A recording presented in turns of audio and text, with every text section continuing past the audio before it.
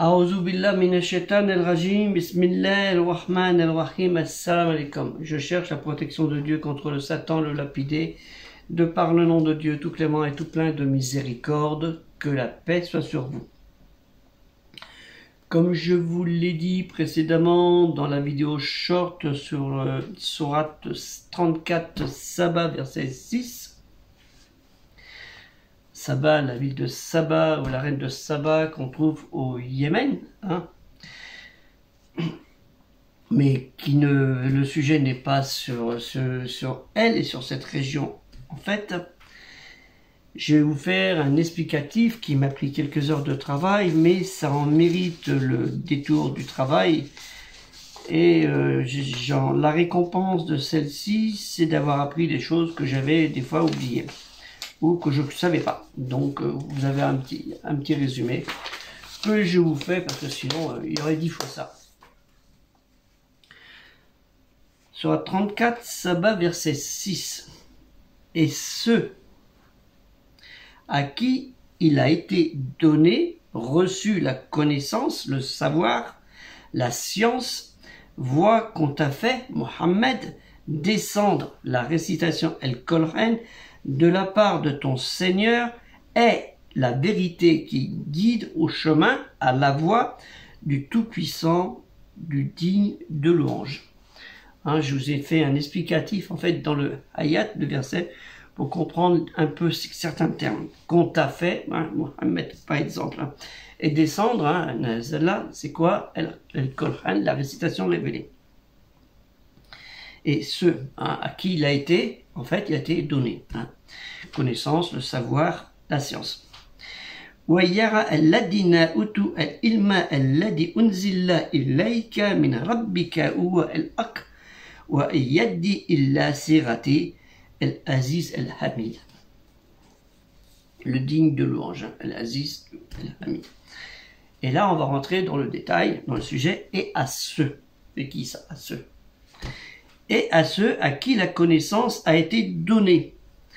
وَيَرَى الَّذِينَ أُوتُوا الْعِلْمَ, la connaissance a été donnée. Ceux à qui la connaissance est donnée voient la connaissance et la certitude sont les vrais croyants qui ont suivi le prophète Mohammed sallallahu alayhi wa sallam. Déjà, on a une indication, ceux. Et le prophète Mohammed sallallahu alayhi wa sallam, sur lui, c'est la paix, dans tout ce qu'il leur a apporté de la part de son Seigneur, qu'ils soient arabes ou autres, comme les croyants des gens du livre Awla el-Kitab, qu'ils soient juifs, al-Yahoud ou chrétiens, al-Nazara. Et dans le terme, la digne de louange, enfin la vérité, c'est plutôt la vérité qui guide au chemin à la voie du Tout-Puissant, du digne de louange. El-Haq wa yadi el-illa sirata el-Aziz el-Hamid. En fait, il faut comprendre dans cela la rahma, la pitié, la miséricorde, la compassion, la sauvegarde généreuse garantie par Dieu, Allah Ta'ala, lui le Très-Haut, exalté soit-il. Terme qui est aussi apparenté à l'hébreu Chacham, hein, ou Chachem. En tant que miséricorde, mais aussi le matriciel, la matrice, parce que le Rahman, ça peut être aussi la matrice. Voir à ce sujet un livre très intéressant qui vous expliquera ça, hein, une approche du Coran et de la grammaire par le lexique, par Maurice Abdallah Gloton, que j'avais déjà présenté le livre. Un adage dit que la rahma est ce qu'est la lumière est à la puissance du soleil. Vous voyez la puissance du soleil. Là, nous sommes en période de canicule. Hein. Ça dépend des pays où vous êtes, mais des pays encore plus chauds. Hein. Où il peut faire 40, 50, 60, 70 degrés, parce que la puissance du soleil. Eh bien, c'est ça la rahma. En fait, concernant à ceux ou et ceux, il s'agirait, selon les savants, puisqu'il y a plusieurs possibilités, que je rajouterai non pas une possibilité, mais un complément d'information sur le sujet. Du rabbin, enfin du Rav en hébreu, Al-Hussein Ibn Salam, très respecté, honoré par ses proches, la population qui appartenait à la tribu juive des Banu Kuneka, et même de ceux qui étaient respectés, de ceux qui n'étaient pas juifs, dans cette ville qu'on nommait à l'époque Yatrib, hein, qui s'appellera, à l'arrivée du prophète Mohammed sallallahu alayhi wa sallam, Al-Médina, la Médine, la ville. Al-Hussein ibn Salam, après sa conversion, que je nomme, le terme en fait que moi je nomme, c'est plutôt son retour dans le bon chemin, c'est un savant juif, hein, est devenu un fervent compagnon du prophète Mohammed sallallahu alayhi wa sallam, et depuis est connu sous le nom de Abdallah ben Salam ben al-Harith.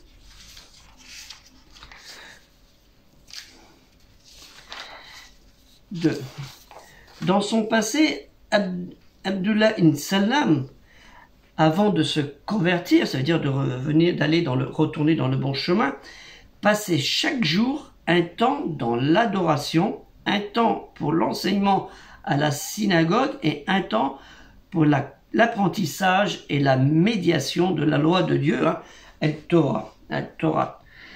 La tradition rapporte à son propos qu'il aurait vu dans certains versets de la Torah l'annonce de la venue d'un prophète qui compléterait le message des prophètes venus avant lui. Et on trouve, il est vrai, dans le Pentateuque que nous avons, j'ai une traduction en français ici qui est très bien faite, la Bible aussi, hein, un passage à ce sujet, dans l'Ancien Testament. Naturellement, parce qu'il y a l'Ancien et le Nouveau Testament. Et là, nous sommes dans l'Ancien Testament, bien sûr, puisqu'il s'agit d'un juif et non d'un chrétien. Malgré que les chrétiens annoncent aussi la venue du prophète Mohammed sallallahu alayhi wa sallam. Mais là, ça ne nous concerne pas, cette version-là. C'est la version des juifs, les Yahoudis, les Béni Israël.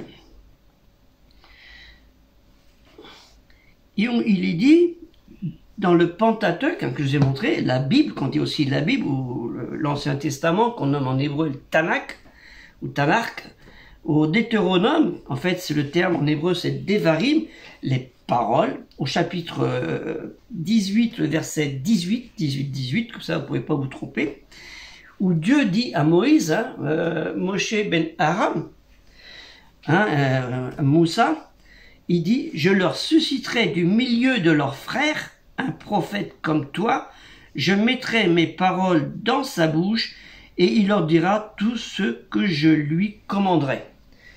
Et la preuve, c'est que la première parole qu'Allah Ta'ala, exalté soit-il, a dit au prophète Mohammed sallallahu alayhi wa sallam, sur lui le salut la paix, Ikra bismi rabbika, lis, révèle au nom de ton Seigneur.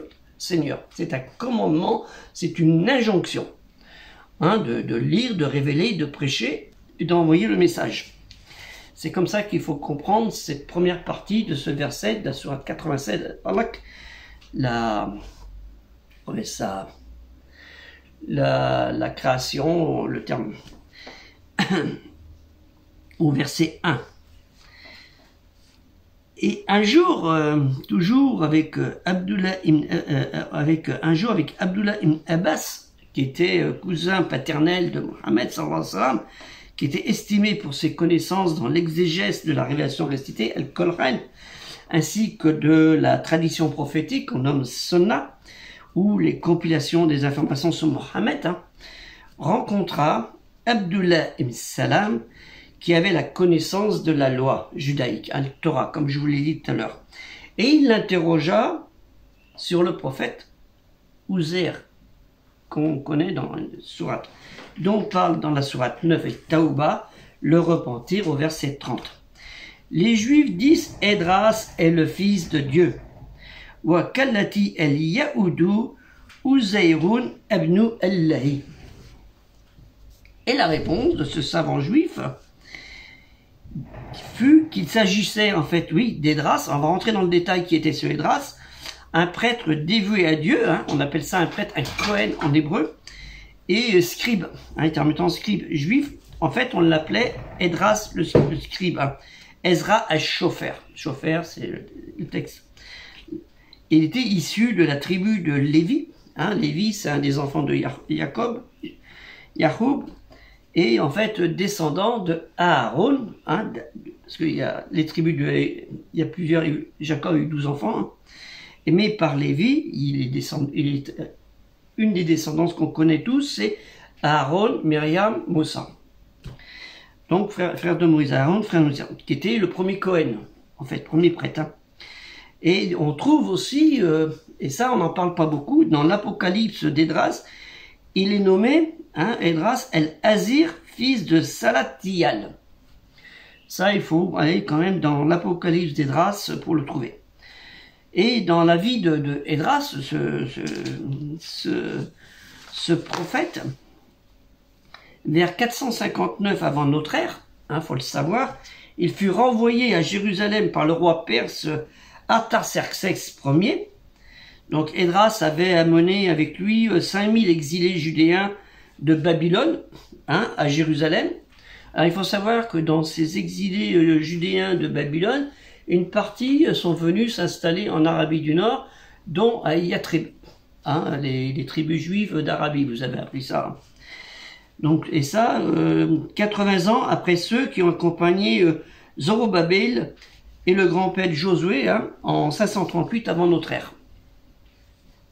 C'est très important à comprendre ce qui s'est passé aussi sur des personnages qu'on nomme.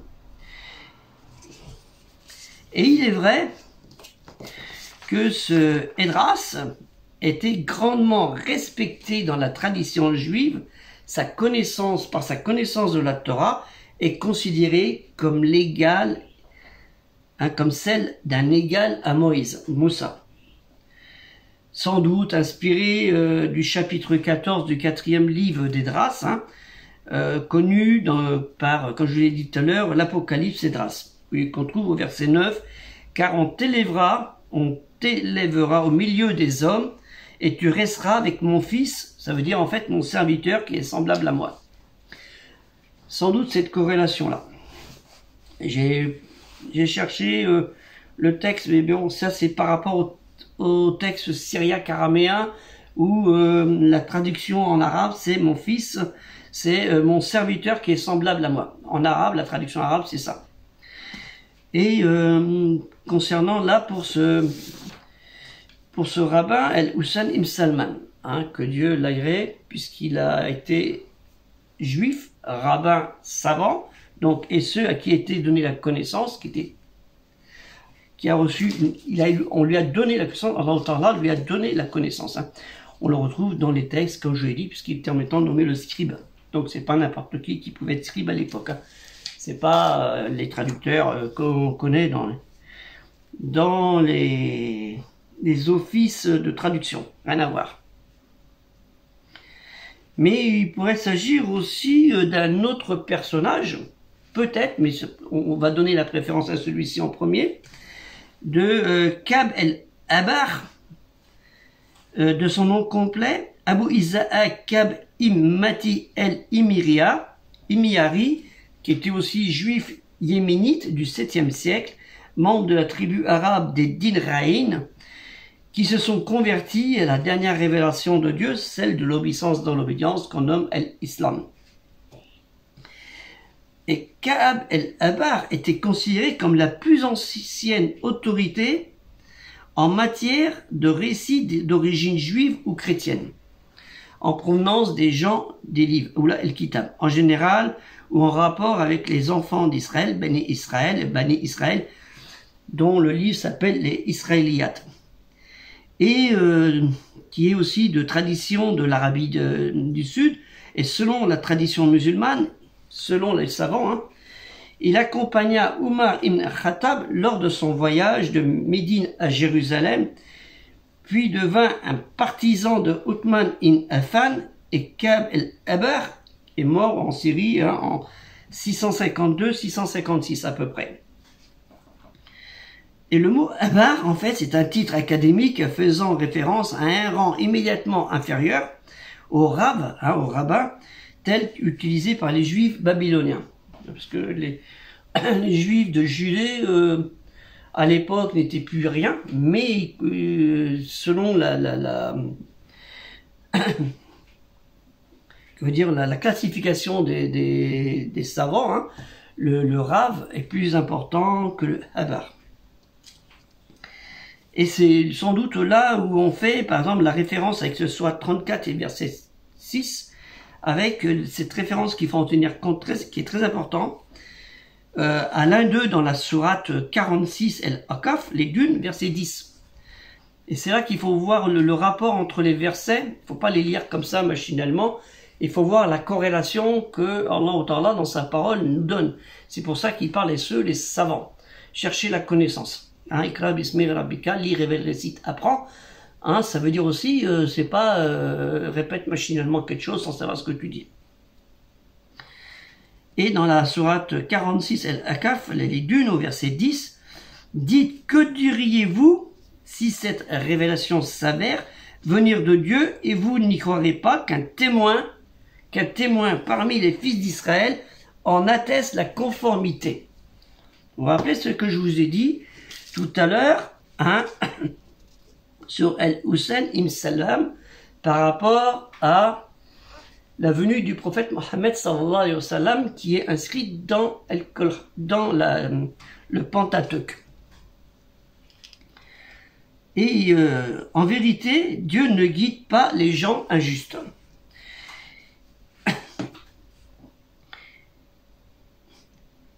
Kul arayatun in kana min indi allahi wa kafartum bi al shahidun min bani Israël, alla mitli fa ammana wa astarbatum, excusez-moi, inna Allah la yadli al kauma al zalimin. Donc c'est bien clair. Vous voyez, il y a une corrélation entre la sourate 34, la sourate 46 et les versets que je vous ai cités tout à l'heure du Tanakh où il dit « Je leur susciterai du milieu de leurs frères un prophète comme toi, je mettrai mes paroles dans la bouche et leur dira tout ce que je lui commanderai. Hein. » 18-18, à vous rappeler, hein, dans le Deutéronome. Donc on a une corrélation, et c'est ça qui est intéressant. Et à ce sujet, concernant Ka'b el-Ahbar, et là ça peut être intéressant pour certaines personnes qui ne connaissent pas vraiment ce qui se passe, comment quand on parle des lieux saints, hein, qu'est-ce qui s'est passé à cette époque quand Omar ibn Khattab est venu à Jérusalem. Hein, c'est même lui qui a autorisé les peuples, les Israélites qui étaient les Juifs, qui étaient expulsés par les Byzantins, les catholiques, les chrétiens, pas les catholiques, hein, les chrétiens qui ont été expulsés, éloignés de ce lieu saint. Parce que c'est eux qui l'avaient pris. Donc ils avaient, et c'est Omar ibn Khattab qui a demandé à ce qu'ils reviennent. Hein, le prêtre de l'époque avait refusé qu'ils reprennent sang, donc il a accepté que 18 familles. Après, il y en a eu un peu plus. Et Omar ibn Khattab, qui était connu, a vu ce temple en délabrement, parce que les chrétiens n'étaient pas très intéressés. Il ne faut pas le voir tel qu'on le voit maintenant. Hein. Et on rapporte quand Omar ibn Khattab, lors du siège de Jérusalem, nous sommes en 637, au 7e siècle,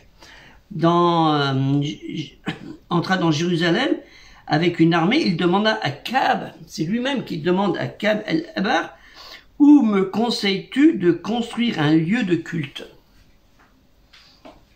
Oui, un lieu de culte.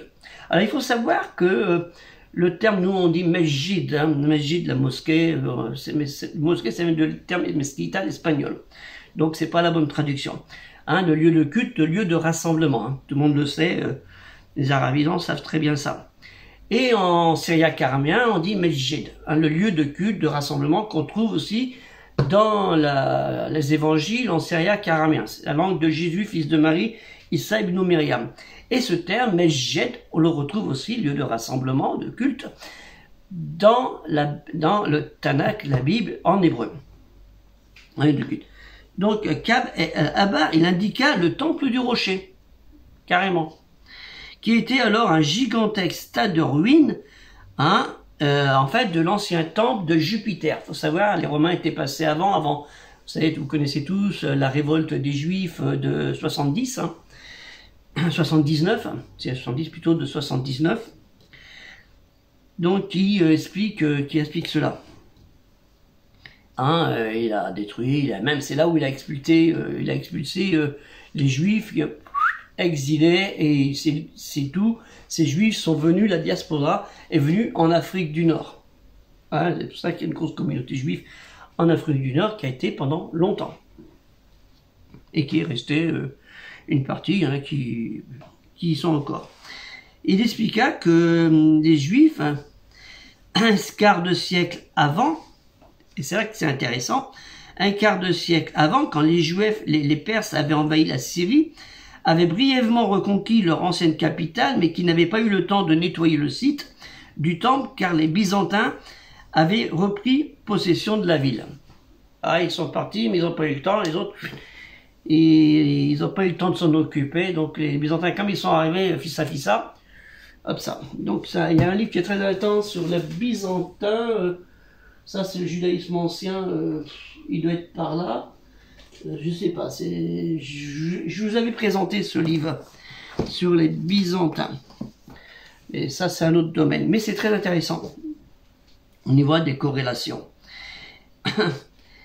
Et alors, Omar ibn Khattab ordonna aux Nabatéens, parce qu'on les appelait aussi, il y avait des Nabatéens dans la région, vous connaissez tous Pétra et tout ça, de ramasser les ordures du temple du rocher, Kuba el-Sakras, ou le Kippa el-Sela, en hébreu, appelé parfois la mosquée d'Oumar, Mesjid Omar ibn Khattab, ou la Sainte el-Quds.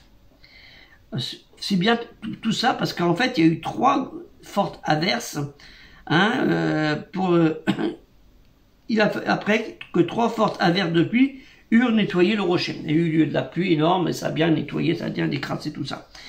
Et il institua, Omar ibn Khattab, des prières à cet endroit. Omar l'avait clôturé et quelques années plus tard, le calife Omeyyade, Ibn al-Malik, que tout le monde connaît, et Ibn Marwan, et toute son histoire, un peu mouvementée soit-il, qui est lui né en 646 et mort en 705, qui fut en fait le 5e calife Omeyyade, construit lui le dôme du rocher, celui qu'on voit présentement, faisant partie intégrante de la mosquée la plus éloignée, en fait, Al-Masjid el-Aqsa.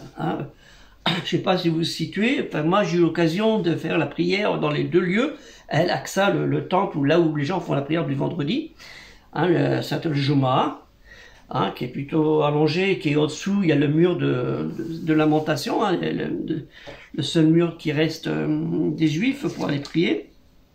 Mais des bouts de papier, je sais pas ce qu'il fait, facteur il ramasse, et après... Et après vous avez le dôme que tout le monde connaît, que j'ai eu l'occasion de visiter aussi lors d'un séjour professionnel, qu'on va dire. Je travaillais dans l'humanitaire à cette époque, pas très loin, avec des enfants handicapés. Donc voilà, c'est très important de comprendre cela aussi.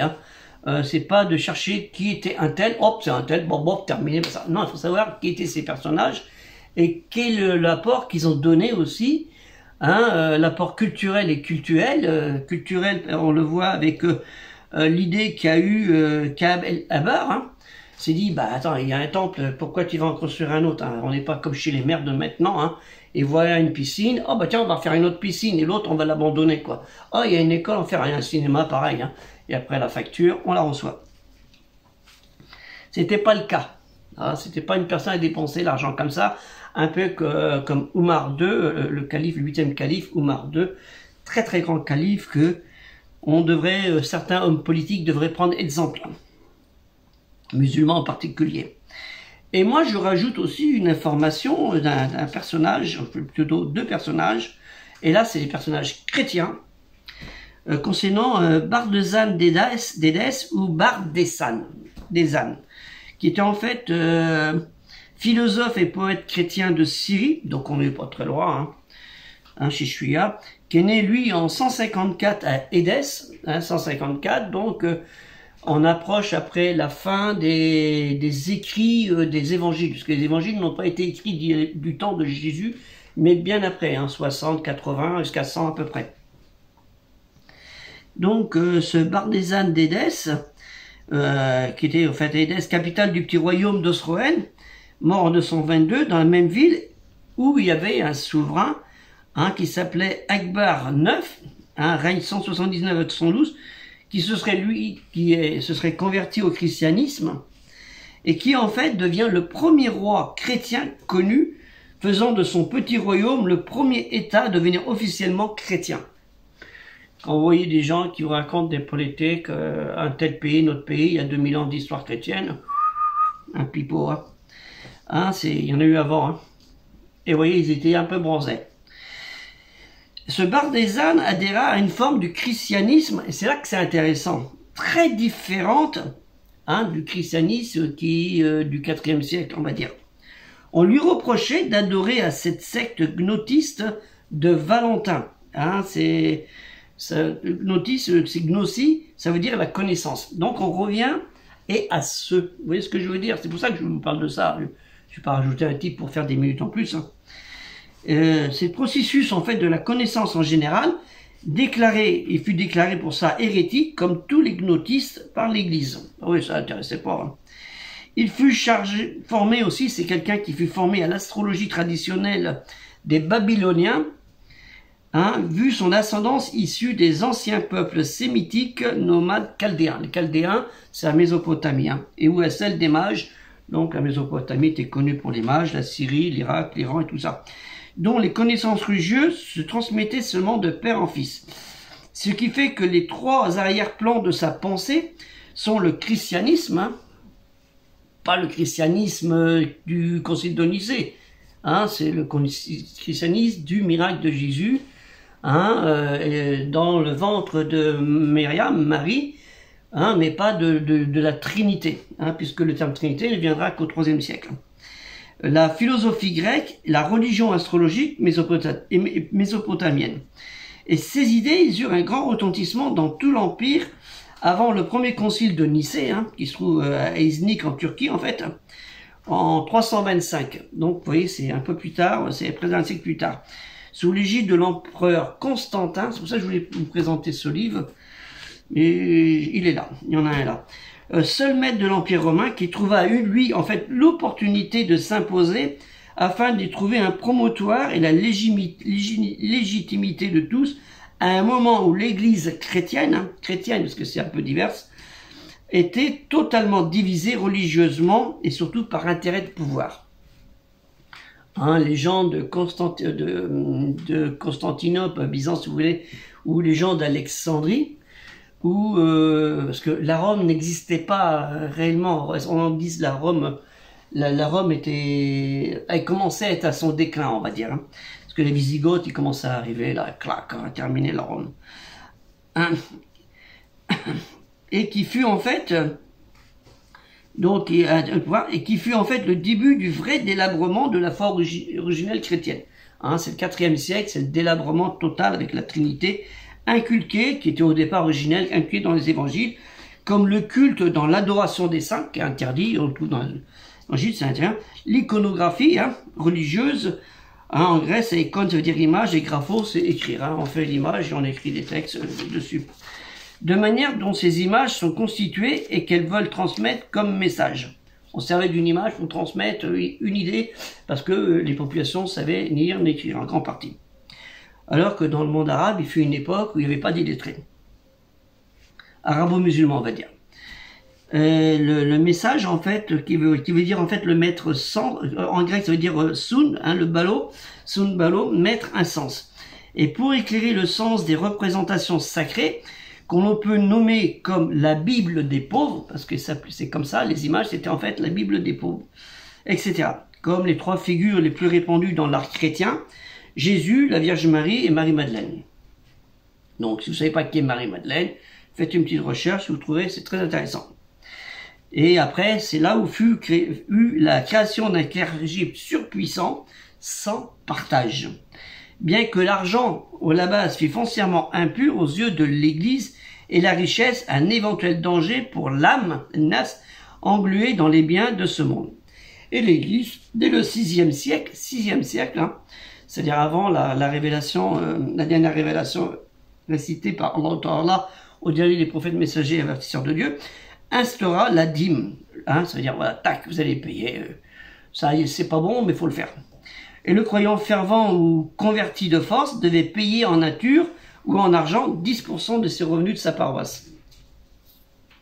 Enfin, la paroisse, ça veut dire il y a quelqu'un, un prêtre qui ramassait l'argent, il prenait sa part, et il donnait à l'autre, il prenait sa part, il donnait à l'autre, il prenait sa part, il donnait à l'autre. Vous voyez, c'était un gros tas, et puis ça devenait comme ça, quoi. Le dernier, il avait au moins une moitié, et puis la moitié divisée avec tous les autres. Enfin, divisé. Et là, c'est là qu'on voit, en fait, nous sommes loin dans cette conception de la culture, la vraie culture religieuse chrétienne, des personnages comme Clément de Rome. C'est là qu'on voit que le christianisme, celle que l'on fait faire croire qu'il n'a pas changé, si, il a eu une évolution, le christianisme. C'est très important à savoir. Hein, un personnage comme Clément de Rome, Clément Romanus, dit Clément Ier, hein, qui était chrétien de la deuxième ou de la troisième génération, très, très rapproché, qui était de culture grecque et peut-être d'origine judéenne. Et fut quand même l'un des premiers évêques de Rome, considéré comme le troisième ou le quatrième pape par l'Église catholique. Hein, il y en a qui c'est le troisième, d'autres, oui, ils n'y sont pas d'accord. Hein. Et que c'est quelqu'un qui fut shahid, martyr, puisqu'il est exécuté sur l'ordre de Trajan, l'empereur Trajan. C'est une tragédie. Hein. Bref, dans le début de son règne. Ah, je commence, bang, bang, bang, j'en ai limite. Mais c'était comme ça, les empereurs. Hein. Et Clément, en fait, s'inscrivit dans la ligne de la grande tradition sapentielle, ça veut dire la sagesse, de celui qui possède le savoir. On en revient toujours au texte et à ceux, c'est pour ça que je le rajoute, hein, du savoir, la science à un degré élevé. La science à un degré élevé. Où tout est un don de Dieu, Père créateur, c'est ce qu'il dit, hein, Père créateur de l'univers et source de salut. Hein, le titre de Théos, en grec, Dieu, lui, est exclusivement appliqué et jamais appliqué à Dieu et jamais à Jésus. Vous voyez, les premiers chrétiens, c'était à Dieu, hein, Allah Ta'ala en arabe, hein, les chrétiens disent Allah, Allah en hébreu, pour dire Dieu le Très-Haut, mais jamais à Jésus, à l'époque. C'est après, on dit, on va mettre Jésus là-dedans, c'est bon. Et le titre, en fait, de Kyrios, hein, qui est pareil, qui a été à Dieu, qui veut dire Seigneur, hein, permanent, comme despone, maître. Alors, on dit desponia en féminin, maîtresse. C'est plus utilisé, desponia que despone. Hein. Utilisé en tant que piété, et là c'est en tant que piété dans les citations que Clément fait de l'écriture. Hein, c'est la piété dans l'écriture. Et Jésus, fils de Marie, étant le médiateur, c'est là comme ça qu'il le conçoit, du salut, quoique cette médiation ne sont pas toujours exprimées de manière claire. Et c'est là qu'il faut bien comprendre le sens des textes religieux qui soient de El Kolhan, hein, déjà sur ce, savoir c'était qui, hein, c'est ça, c'est important. Hein, mais bon, j'ai fait ce petit rajout pour faire comprendre que les premiers chrétiens, on va dire ceux qui suivaient l'enseignement de Jésus, Isa ibn Myriam, étaient musulmans, puisqu'on le trouve dans le Surat Al-Maïda, avec ses disciples, dans l'histoire de la scène. Hein, l'exemple de la scène, on en parle à la télé, là, ils ont fait des conneries, là. Histoire de la scène où Jésus a rassemblé ses apôtres. Donc ces recherches, je les ai pris aussi glanées un peu partout, et aussi ici dans Al-Qur'an, le Coran, traduction et commentaire de Mohamed Ben Shekroun, hein, volume 7, pour ceux qui l'ont. J'ai pris des informations ici et ailleurs, hein, ça m'a pris 10, 12 heures ou 14 heures de travail. Dans le Coran, commentaire, tome 2, traduction et transcription, sourate 5, non, c'est pas le volume 2, c'est le volume 7. Une erreur, c'est le volume 7, c'est pas grave. Dans édition Zemzen Lehman. Donc, on va enlever le 2, hein, dans Zemzen Lehman. Zemzen Lehman, c'est celui-là, ouais. 62, non, c'est pas le volume 7. 1, 4, 10, 18, 28, 34, donc ça va être le 5. Ça va être le 5. Hein, parce que vous voyez, c'est une grosse édition. Hein. C'est quelque chose qui a été fait comme ça. Il en manque là, parce que ça pèse lourd et j'ai mal à l'épaule.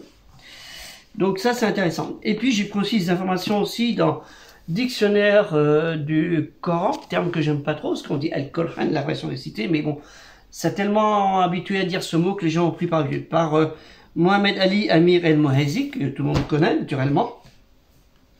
Donc pour vérifier, j'ai regardé aussi dans cette Bible qu'il y a aussi, c'est intéressant, c'est qu'il y a beaucoup d'explications. Ça c'est le texte, et en bas, toute cette partie, c'est les tafsirs à chaque fois. Hein, c'est l'exégèse. Ainsi, comme je vous l'ai dit, l'approche du Coran, hein, qu'il y a dessus, que je vous invite à lire et à relire, qui est récent. Le livre Le christianisme des origines à Constantin, c'est là qu'il faut comprendre ça, le christianisme des origines à Constantin, que j'ai pris aussi là-dedans, et que je vous invite quand même à lire. Alors je ne sais pas si je vais arriver à l'enlever. Ce livre qui est très intéressant par Claude Simon Mimouni. Alors c'est le même qui a fait ce livre, le judaïsme ancien. Hein, mais j'ai pas pris dedans, c'est pas un livre qui est donné, hein, avec 50 €, que je remercie les gens qui l'ont, parce que qui me donnent des dons, parce que celui-ci c'est 50 €, hein, presque aussi 49. Donc vous voyez, 100 €, c'est 2 livres 100 €, c'est grâce aux dons des gens que je peux avoir ces livres et puis chercher les références, parce qu'il ne faut pas toujours aller sur Google et tout ça, en faire attention. Il faut mieux avoir des trucs faits par des gens qui ont fait des recherches déjà. Et je vous invite par rapport aux neurosciences, alors ça c'est une petite pub, sous la direction de Rochi Rachel, les histoires des sciences arabes, hein, volume 1, 2, 3. Ça c'est un petit rajout, c'est cadeau, hein, c'est favor que je vous fais. Donc la vidéo est un peu longue, j'espère que vous allez me dire ce que vous êtes resté jusqu'à la fin, c'est ça qui est intéressant. Parce qu'il est très important de regarder les vidéos que je vous fais, parce que, non pas parce que je passe mon temps à faire des recherches, mais parce que je trouve que c'est très utile, parce que le projet culturel musulman universel, il a été fait pour amener de la connaissance, du savoir, de vouloir apprendre à comprendre, afin de vaincre l'ignorance et surtout la haine. Vous connaissez déjà la formule que je dis souvent, même ma fille, des fois, elle le répète. Donc, Inch'Allah, allez, comprenez bien le sens des versets de la parole de Dieu, Kalimat Allah. C'est très, très important. Hein, il ne suffit pas de réciter El-Qur'an par cœur. Il y en a plein qui récitent par cœur, mais de là, vous faire de l'exégèse, de l'explication, de dire si tu dis, ah oui, mais il a dit là, ça veut dire quoi ça? Oui, mais là, non, c'est pas la réponse. Hein.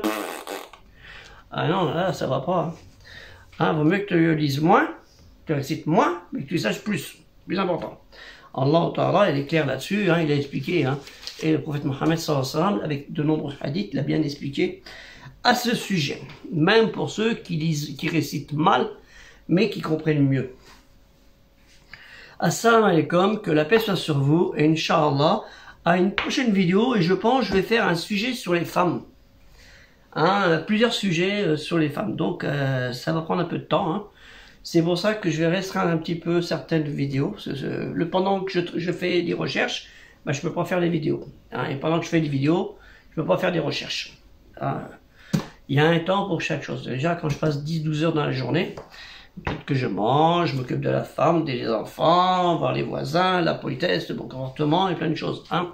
C'est pas enfermé dans les livres toute la journée. Comme. Sinon, on pète ta câble. Et ça, et comme aider, que la paix soit sur vous, aider culturel, musulman, universel, avec un peu de pépette, parce qu'on en a besoin, comme vous le dire, hein, de livres à 100 €. 100 €. Et je remercie la personne qui a fait un virement de 500 €. Que, Inch'Allah, je devrais toucher fin août. Parce qu'il y a toujours un décalage. Salam alaikum, que la paix soit sur vous.